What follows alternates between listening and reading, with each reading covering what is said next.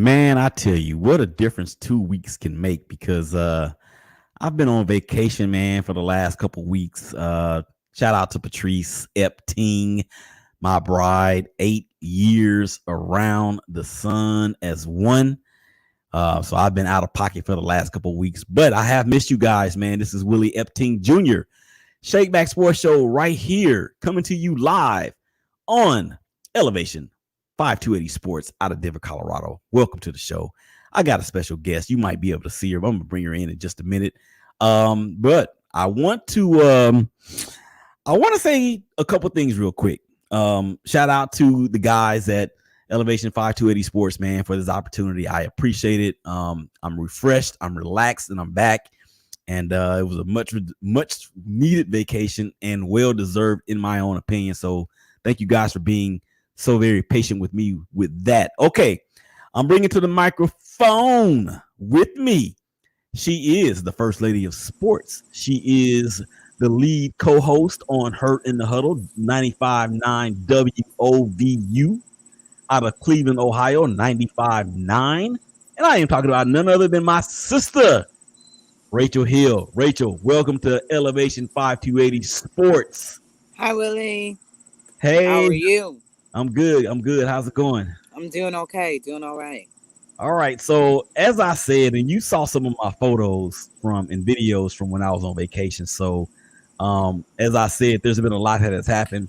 And I want to start with the NBA because we have a new champion, the Milwaukee Bucks. First time since 1971. NBA champions. Giannis Antetokounmpo is your finals MVP as they dispatch the Phoenix Suns 4-2. Final game in Milwaukee that they won, of course. So congratulations to them. Your thoughts, Rachel, on Giannis's performances, particularly in game 6 as well as game 4. Well, Giannis willed his team to victory, and he was key. It was a key part. He was a crucial component of everything that Milwaukee does. And as he goes, they go. So Giannis leads that team, and he led his team to victory. But also, he had key performances from his other starters. Drew Holiday was important. Chris Middleton was important. PJ Tucker doesn't score a ton of points, but he can get in there and get nasty and be that enforcer for you. So Milwaukee, they just had everything that they needed to win that title. And then Mike Budenholzer, you have to, give him his applause as well for figuring out Phoenix, because it looked like Phoenix at the very beginning was going to run away with it, but Milwaukee was able to figure them out and put some excellent matchups on them, neutralize that high-scoring Phoenix Suns attack. Because I said that Phoenix Suns reminds me kind of the Steve Nash Phoenix Suns. They just want the ball back. They don't really want to play defense. They just want the ball back so they can outrun you and outgun you and outscore you. But this time, Milwaukee had the goods, and they came up on the victory side. So congratulations to them on a great series. I just wanted the series to be great. You had two teams that people thought would never probably be there or make it there, and they were the ones who deserved to be there because they had made it there. So I'm proud of them. It was a great series. I enjoyed it a lot, and congrats to Milwaukee. Yeah, as like Eminem said, never mind about the dogs in the background. I think that's kind of cool. I don't know if that's Rachel's dog or what, but anyway, that's the added. No. That's the added sound effect right here on the Shakeback Sports Show, being brought to you by Elevation 5280 Sports, Denver, Colorado. What up, people out there in Colorado? I want to ask you a couple questions about this particular title, and really in terms of the legitimacy or lack thereof of it, because last year when the Lakers won, people wanted to put an asterisk beside the Lakers championship because it was in the bubble and all teams didn't, whatever. So do we need to put an asterisk beside the Milwaukee Bucks because they went up against the Brooklyn Nets that really they didn't have? Only person they had at full strength was Kevin Durant, and he may not even been at full strength. And then of course with Phoenix being in the West and LA not being at full strength there, even with Philadelphia, they had some injuries with Embiid as well. Is this something that we need to put an asterisk by, or this is a really legitimate championship in terms of, you know what, they did their thing, they did what they were supposed to do, they played the people in front of them. That's all you can ask for. Yeah, I look at it as a legitimate thing. I think that to do something like that and put an asterisk is so disrespectful to that team and everything that they worked. I mean, they went out there and won fair and square. You know, it's not their fault that they there was injuries on the Brooklyn Nets. What are they supposed to do about that? Like you said, they played the people in front of them, they beat them, and you can't put no asterisk. That's like people were saying, well, we can put an asterisk by the Cleveland Cavaliers victory because they didn't have Draymond Green. Well, Draymond Green got himself in trouble and the Cavs played what was in front of them. They still had to beat Steph. They still had to beat Clay. They still had to beat Andre Iguodala. They still had to beat the whole team to win that title. And they came back from 3 games to 1 down, which nobody had ever done in the NBA before. So you can't put asterisks by stuff unless you know that there's cheating. Now, if it came out that Milwaukee Bucks, if Giannis was on some, growth enhancing hormone, then absolutely. But there's no asterisk to be put in front of their title. They give it to them because they earned it. Give them their flowers. You know what? Somebody else said that. My co-host Corey Ellison says that. Give them their flowers. I was like, what are Yeah. you talking about? But I get it now. Anyway, Rachel Hill joining your boy Willie Epting Jr. Elevation 5280 Sports out of Denver, Colorado. I appreciate you coming on, sis. And we are discussing the NBA Finals. And the next question I have for you is basically this: did this do more for Giannis's legacy, or did this do more damage against CP3's legacy?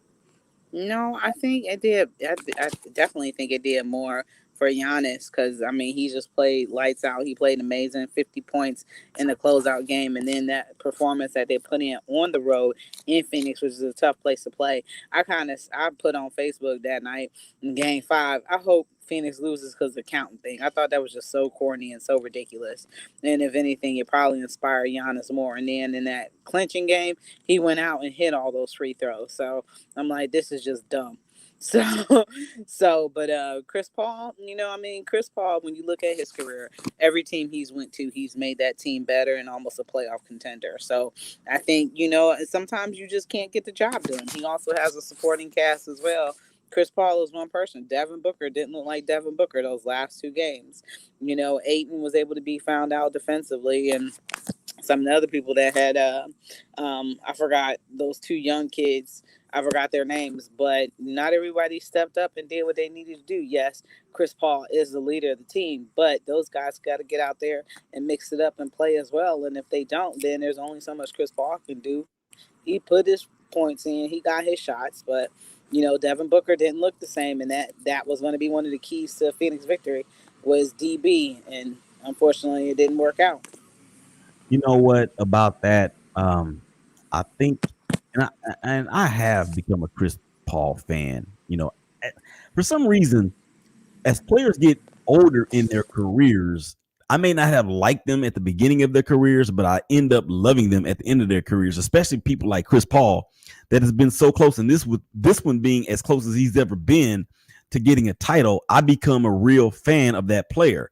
But I think his damage or his legacy was damaged tremendously because I believe that the Suns are going to step back. And we talked about this on your show earlier on Tuesday, that I think the Suns are going to step back, not because of the players that they have or don't have, but because the West is going to look tremendously different when you throw the Denver Nuggets in there and Jamal Murray coming back. You have to think that Michael Porter Jr. is going to improve, and they have the reigning MVP. So I think they're going to be a little bit better as well. And then the Warriors, they're going to get Klay Thompson back. So that is going to be a different looking squad all in itself.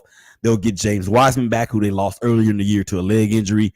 And then I also heard a report earlier, or maybe over the past weekend, that the Warriors are trying to put together a package to bring in another star. Now, I'm pretty sure it won't be Damian Lillard because his contract is outrageous, and they've got they've got Steph and Clay, who they got max contracts out for. So, and then the Suns, I mean, I think what hurt them too in this series, Rachel, was when Sarge went out. When Sarge went out, that left them vulnerable in the middle, especially when DeAndre Ayton got in foul trouble.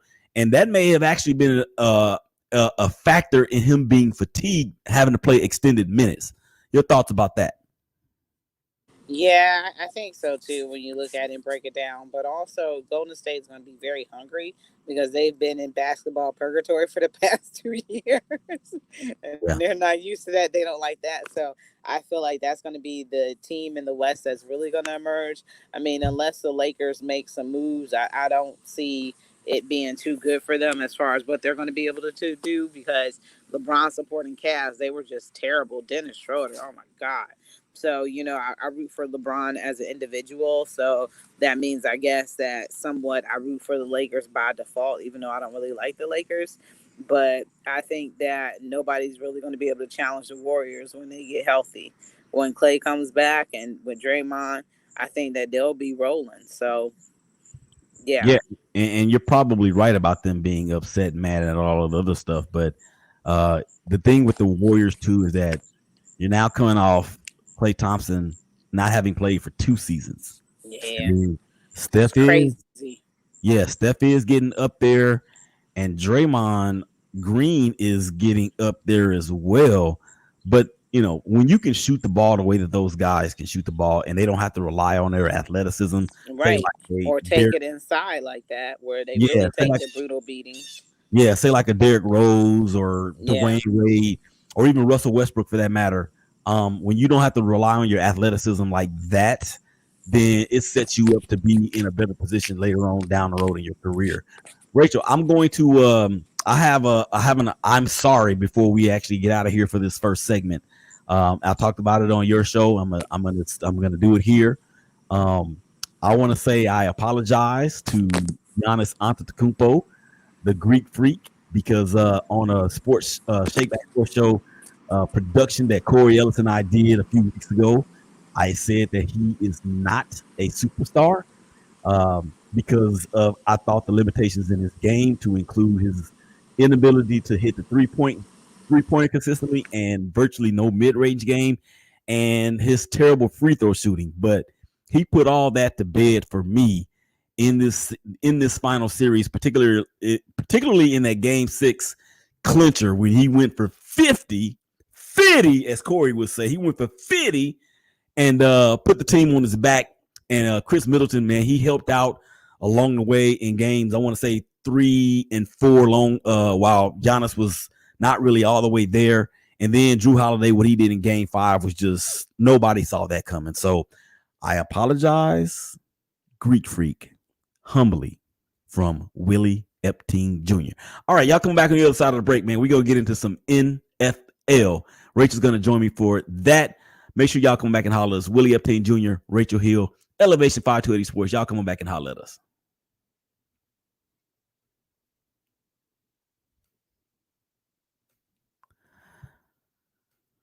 All right, let's see.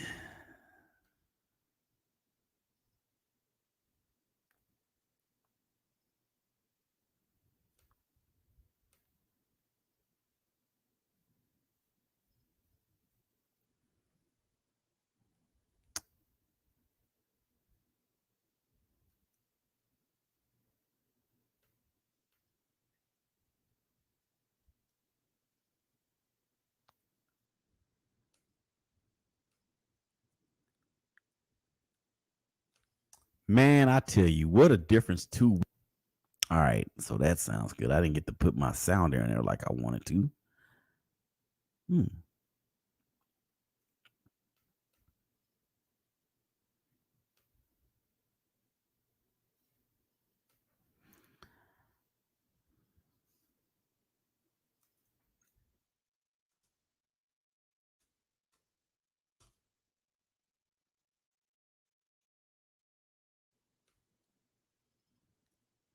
All right, I'm gonna go live again. Oh, it has to save first.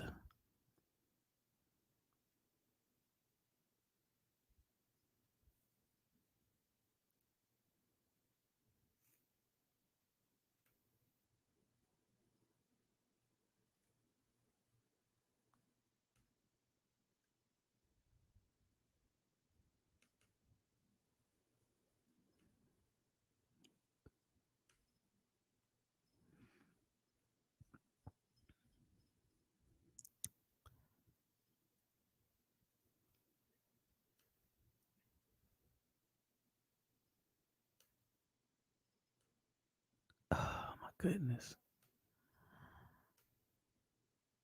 Okay.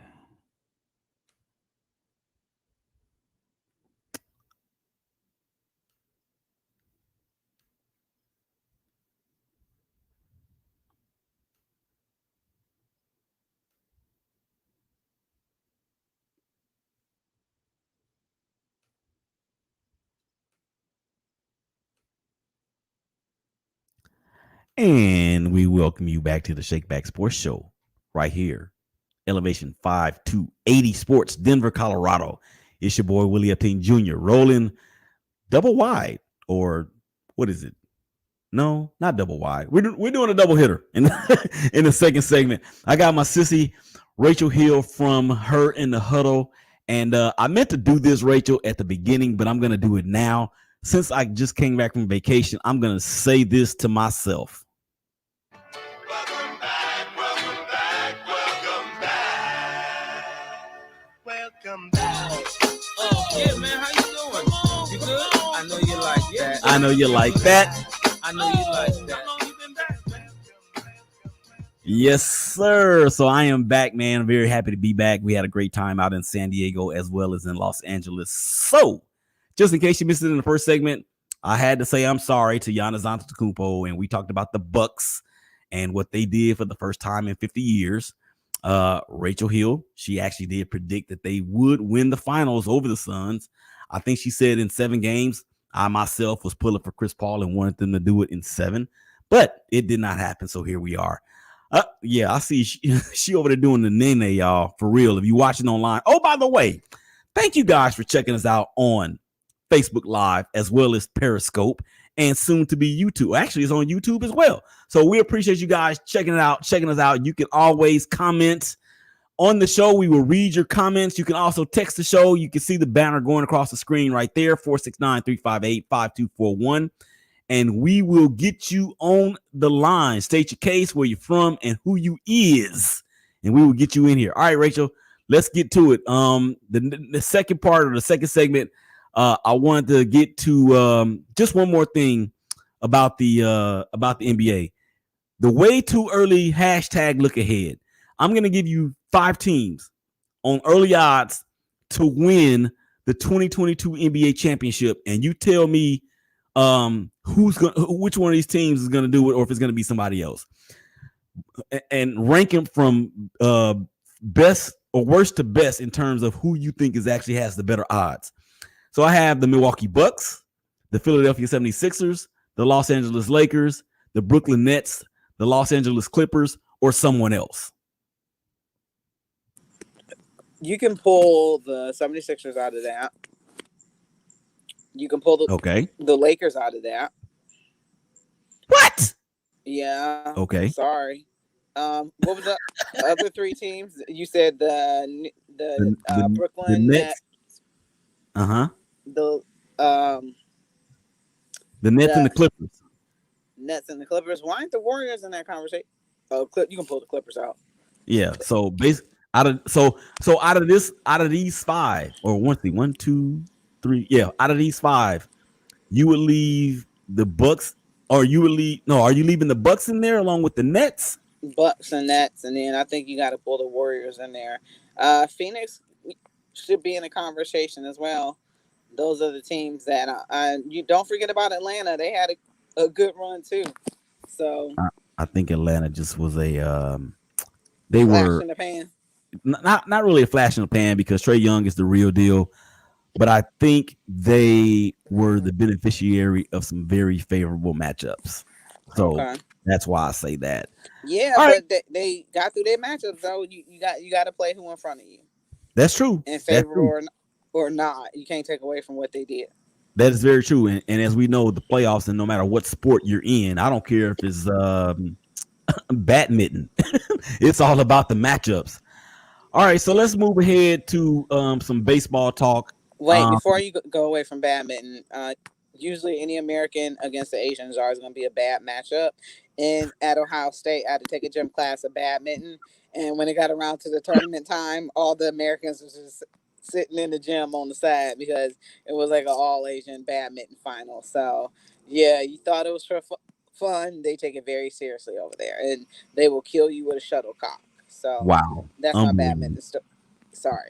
It's all good. I'm just floored or really amazed by their emphasis on badminton. But hey, different cultures. Tabletop games, those type of games, absolutely yes. Oh Asia all yeah, day. oh yeah. Different folks, different strokes. All right, name the baby. As we know, the news came out on Monday that the Cleveland baseball team, once known as the Cleveland Indians, are now the Cleveland Guardians. So you being in Cleveland, having covered that team, and with this outlet being out of Denver, Colorado, kind of tell people from Denver and everywhere else behind the curtain of what it looks like in Cleveland and the surrounding areas with this name change to the Guardians. Is it accepted? Is it still too fresh? What's going on up there? Sorry if I had a hiccup. I'm trying to get rid of them, but it is a lot of mixed emotions here. Obviously, you have a lot of people who are against the name change and the reason why, and usually how people perceive that falls upon a certain demographic. But I just look at it as everybody should be respected, and if you've named a team after something that others deem to be offensive to them, their voice should have just as much weight as anybody else's voice. So I'm fine with the name change. I'm fine with them doing it. And even themselves, the adults did admit that they hadn't thought about changing the name until the social unrest last year regarding the hands of the death of George Floyd. That is what made them realize, hey, we can right some wrongs. And, our mascot was a racist, negative depiction of an American Indian. So they decided to make some changes regarding that, and they handled that. And at the end of the day, the Dolans own the organization. It's their money. They can decide what they want to do with their team, whether or not they name it or whatever. People don't have no say. So at the end of the day, everybody has to sit down, because if they don't own the team or have any ownership in it, they have no say, and they just have to get over it. Yeah, and I personally don't have a problem with any of it. Even with the Washington football team, you have the Chicago Blackhawks in the NHL, you have the Atlanta Braves in MLB, you have the Florida Seminoles in college football. Now, who knows if I were of that ethnicity, maybe I would have an issue with it. I can't really say, but as a fan of athletics and sports in general, I don't have a problem with it. But I love what Washington did, and Washington didn't have a choice, but I love what Cleveland did in terms of getting out in front of it, being proactive about it, and making sure that they soothe the egos or the attitudes or whatever word you want to insert there, in terms of making sure that they didn't step on the toes of a certain sector of people. And I thought that was big in itself. So, we'll see. It's just another one of those things we got to get used to. There's no more Oakland Raiders.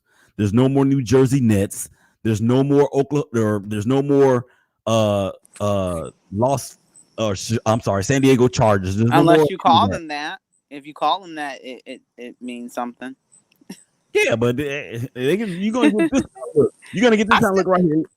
You're gonna get this kind of look. Watch. I still call CVS Revco. So. Oh gosh. I know. Revco. Yeah, but when it was Revco. No, I don't think they have those down here. Oh, and I know they didn't have them in California. So, wow. Or maybe they did, but I don't remember that. All right. So speaking of Cleveland and Denver. Okay, I just thought about this. This is a Denver clash and a Cleveland clash because of the history between the two cities and the football teams. We all know what happened with John Elway and the drive. 99 I still hate John Elway for your audience. I still hate John Elway, just in case anybody's wondering. And then we also know about the fumble with Mr. Biner back in the AFC title game when Bertie Kosar engineered the drive down the field. So here we are at the start of NFL training camp. and Mm-hmm. you're a Cleveland Browns lover and you've covered them. We're talking to a mostly Denver, Colorado audience. So here again, Mm-hmm. I want you to go behind the curtain and kind of discuss the things that are going on with the Browns that the Broncos fan base and NFL fan base in Denver and surrounding areas may not know. Well, what I want to let the Denver fan base know is that they play the Cleveland Browns this year and at First Energy Stadium, and that is going to be a victory for the Cleveland Browns. That Oh boy. offense is going to be pretty much unstoppable. So unless you got some good defensive backs, they're going to throw it against you, and you also better be able to stop the run because Nick Chubb and Kareem Hunt, they're one of the best top three back tandems, Tandems. if not the best in all of the NFL. I was gonna say all of Major League Baseball. So you're gonna have to figure out how you're gonna pick your poison. Are you going to stop the run, or are you going to be able to stop the pass attack? So also one of the players that they didn't have the last time that the Browns did play the Broncos. It was weird how Cleveland had a home and home against the Broncos. That was really weird, like that, how that happened, and also that Saturday night game. But one of the key players for us that was not there at the time was Odell Beckham, and how is he going to fit in the game plan so Denver can try to stop them. So I'm pretty optimistic. I will admit, out that AFC West, I'm not paying too much attention to it, but we will be paying attention this season to see where Denver is at by the time they match up with Cleveland. So we'll be paying a little bit more attention. Normally we hate the Broncos, we hate John Elway, so we don't really care what Denver do. But we're going to be paying attention this year. I tell you what, Broncos fans, as you guys know out there in Denver, I am a Raider fan, and we have the Browns too at First Energy Bill need to be paid stadium out there on the lake that was once called the Mistake by the Lake, if I'm not mistaken. Anyway, Rachel, 30 seconds. Give all of your contact information and how you can be heard, seen, and all of that. All right, so you'll be able to contact me at 1ST Lady of Sports. That's going to be on Instagram and Twitter. I'm on Snapchat, but I don't post anything, as well as TikTok. But I interact more on Twitter and Instagram, and also Rachel L. Hill at Facebook.com. So Rachel L. Hill at Facebook. That's how you can get in Also, touch with me. her in the huddle.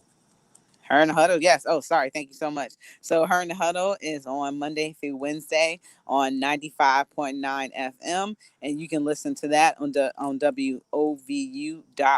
So Monday through Wednesday, and on Tuesdays, me and Willie, we go toe to toe on Tuesday. So I was happy to have him back. I missed him. But Monday through Wednesday, 6 p.m. to 7 p.m. Eastern Standard Time, WOVU.org. All right, sis. I appreciate that you checking in. We'll have you back on for an entire show here real soon, as I get my bearings together. So I appreciate it, man. We'll check in with you later. All right. Thanks so much. Talk to you soon. Bye. All right. There she goes, ladies and gentlemen. That's Rachel Hill, my sissy from another Missy out in Cleveland. So enjoy doing her show, her and Huddle, WOVO or WOVU 95.9 in Cleveland. So we're gonna take a break. Come on back on the other side of that break. We are going to get into some more NFL talk. Willie Epting Jr., Shakeback Sports Show, Elevation 5280 Sports. Y'all come on back and holler at us.